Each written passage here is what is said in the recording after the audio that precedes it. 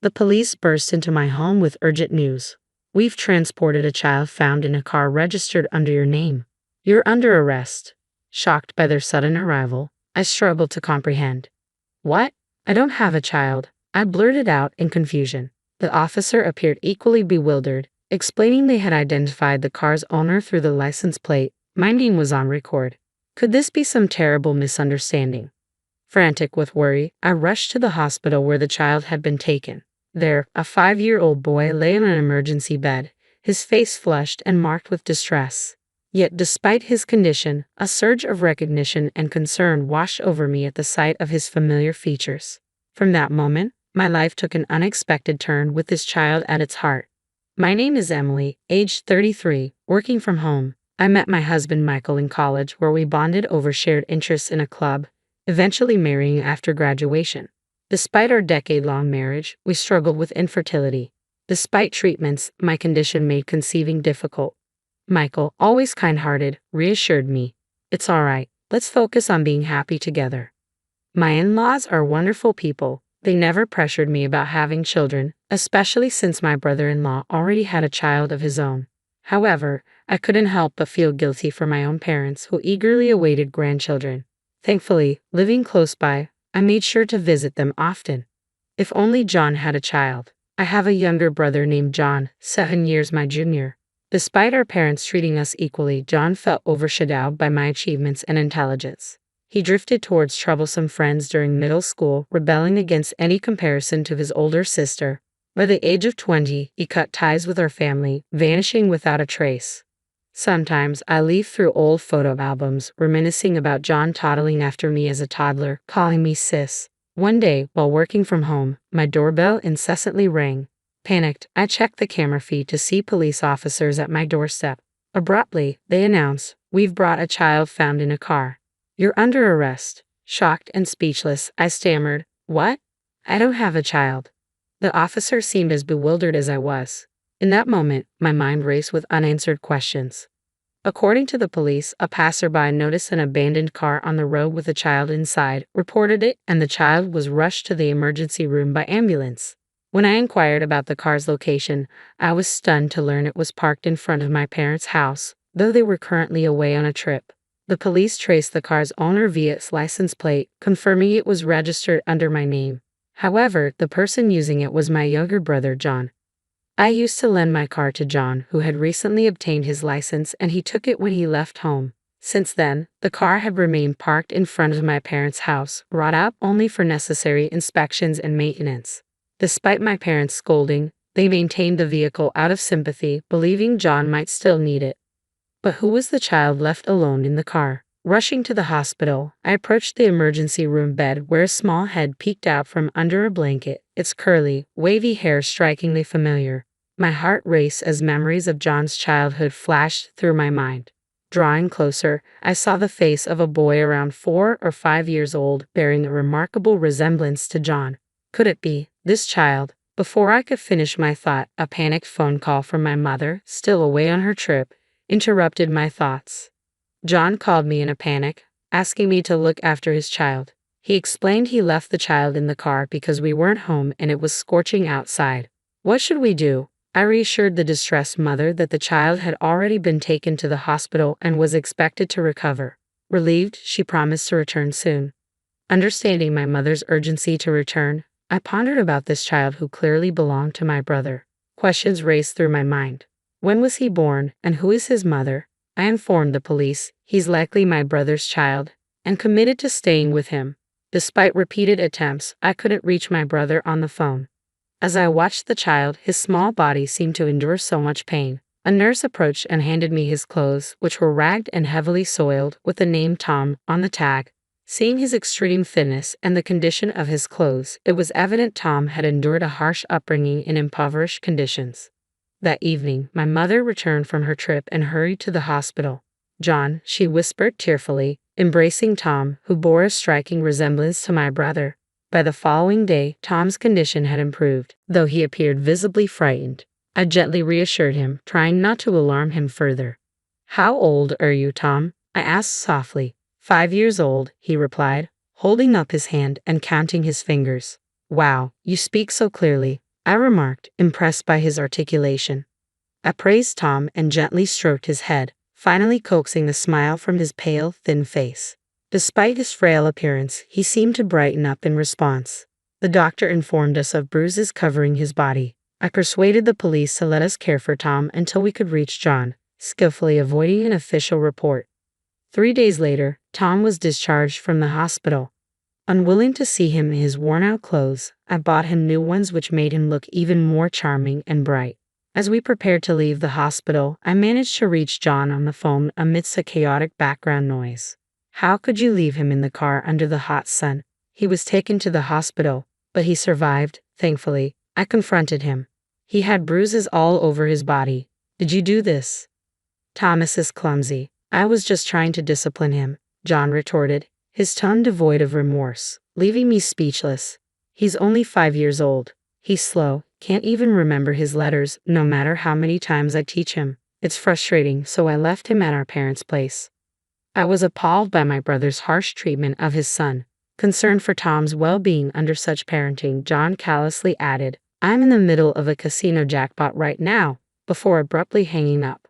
Witnessing Tom's worried expression, tears welled up silently as I reassured him with a gentle stroke. Everything will be okay. He's just 5. It's natural for him to cry and seek comfort, yet he remains silent. His lack of calling out for his parents tugged at my heart, prompting painful thoughts. After discussing with Michael and our parents, we resolved to care for Tom in our home. Back at home, I prepared a children's lunch of hamburgers and fries adorned with colorful character flags. When I set it in front of Tom, his eyes lit up in wonder. I've never had anything like this before. Can I really eat it? Of course, Tom. It's all for you, I assured him, delighted by his messy enjoyment, ketchup smudged on his cheeks, and a joyful grin on his face. In the evening, Tom giggled and splashed around in the bath with Michael, thoroughly enjoying himself. At bedtime, I nestled beside him, reading picture books. He listened attentively with bright eyes, yet occasionally a hint of worry clouded his expression. Can I stay here forever? I don't want to go back home, he asked me suddenly, his voice tinged with uncertainty. I understand. You want to stay here, don't you? I asked gently. Tom nodded with visible relief, and my heart ached to see him in such a vulnerable state. In the days that followed, he grew increasingly attached to Michael and me. He eagerly offered to help fold laundry or carry bags when we went shopping, his small frame determined and eager to contribute. Living together, I discovered what a kind and wonderful child Tom was. Both Michael and I grew deeply fond of him, leading us to discuss the possibility of adopting him, especially if John and his partner had no plans to raise him.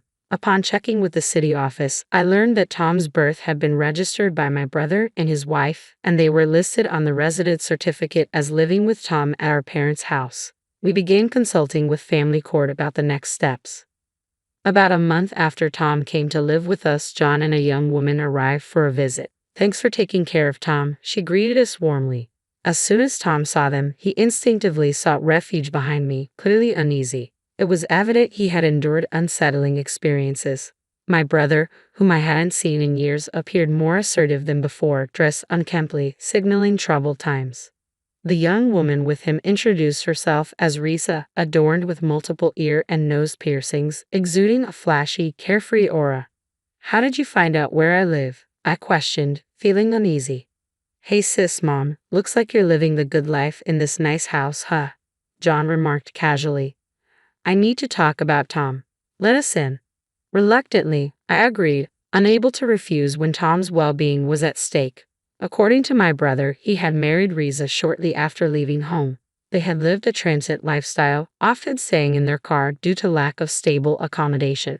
As John looked around our home, he finally came to the point. I heard from Mom that you don't have children, right? After 10 years of marriage with no kids, it must be tough, John remarked casually. What are you suggesting? I asked, sensing an underlying motive. We have a proposal. How about taking Tom off our hands? Of course, it won't come cheap, John replied nonchalantly. I was taken aback by his audacity, trying to sell his own son after earlier abandoning him at our parents because of inconvenience. Anger surged within me. John, do you even see your child as a human being? He's not something you can just sell. What? Acting all self-righteous now. I rebelled because of your strictness. Our parents always favored you. It's ridiculous how you blame us for your failures, John retorted defiantly. Shut up. Just give me the money, I snapped back, infuriated. John raised his hand threateningly, poised to strike me. Suddenly, Tom, who had been hiding behind me, stepped forward. He stretched out his arms, trying to shield me from John's aggression. Witnessing Tom's brave gesture only strengthened my resolve to protect him. Selling a child for money was inconceivable. Despite my anger, I decided to offer them the $13,400 I had saved as a settlement. I made them sign an agreement stating they would never interfere with Tom again and obtained their consent for his adoption. John's wife callously remarked, "It's a relief not to have to deal with such a troublesome child," shocking me with her indifference. After the formalities were settled, they greedily took the money, sneered, and vanished.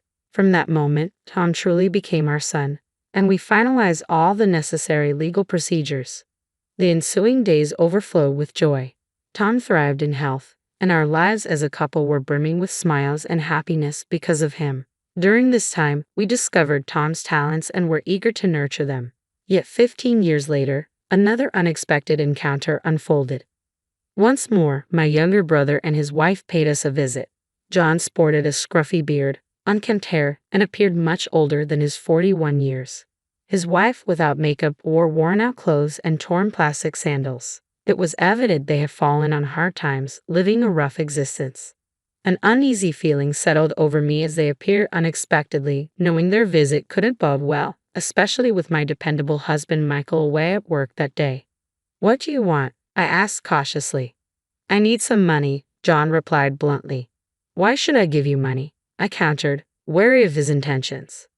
"I heard Tom, that idiot, managed to get into a prestigious medical school," John remarked, his disdain evident. It seemed he had learned about Tom's achievements from someone in our neighborhood at a local tavern. In reality, Tom is incredibly bright. He's been at the top of his class since elementary school and recently secured a spot at a prestigious medical school straight out of high school. "Why is that any concern of yours now?" I asked sharply. "It's a big deal. He's my son, and since he's turned out so well, I think I'll take him back," John declared with a smirk. "What?" I exclaimed, stunned by his audacity. "If you think I'll agree to that, how about you demand $33,500? Sister, didn't I already receive $13,400 from you 15 years ago? John retorted. "That's a different situation. I can't give you that kind of money," I replied firmly. When I firmly declined, John seized my collar and threatened me, his grip tight and menacing. The pain I felt was more emotional than physical as I looked at my estranged brother in dismay. Just as tension escalated, a voice interrupted with a shout, "Stop," and forcefully grabbed John's arm. It was Tom, now a sturdy 20-year-old, who easily subdued John, pinning him to the floor. Seeing Tom grown up, John's wife spoke in a saccharine tone. "You've grown so much. I'm your mother. I've missed you." But Tom responded firmly, "My only parents are the ones in this house. I remember what you did to me when I was 5. I felt love for the first time here. You are not my parents." Even after Tom's declaration, they persisted. I then produced the agreement we made 15 years ago. It explicitly stated, "We will have no further involvement with the child. Failure to comply will result in legal action." "You've broken your promise. I'm calling the police," I declared firmly. They looked visibly shaken, scrambling to make excuses, claiming they had completely forgotten about the agreement. In truth, we're being hounded by debt collectors. Without $33,500, we're in serious trouble, John pleaded, his tone now desperate after earlier threats.